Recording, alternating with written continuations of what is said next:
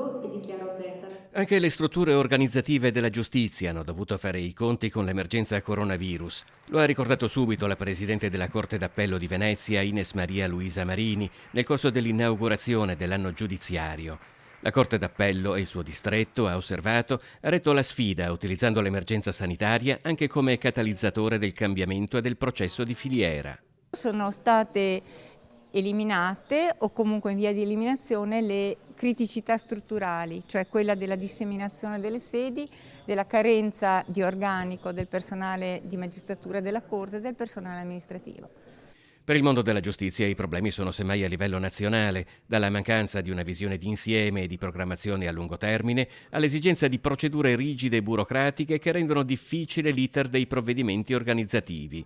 Sul caso Palamara, poi, la Presidente Marini ha chiamato in causa la classe politica, parlando di un'importante occasione mancata di riforma.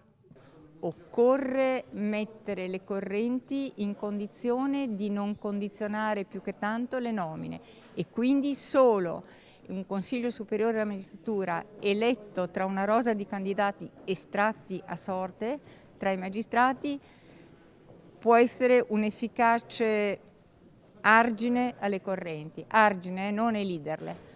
L'amministrazione della giustizia e la certezza del diritto rivestono un ruolo basilare anche per sviluppare l'economia e il benessere di un territorio. La loro assenza allontana infatti imprenditori e investimenti e il Veneto soffre di una carenza storica di personale. Le piante organiche risalgono ad anni in cui il Veneto non era il motore dell'economia, era terra di emigrazione e non di immigrazione. Poi negli anni le cose sono cambiate, ma è la stessa vicenda che è successa ora con l'incremento delle piante organiche dei magistrati. 11, certo è stato l'incremento più elevato a livello nazionale, ma noi partivamo veramente dal basso, quindi bisognava fare un incremento con dei criteri diversi.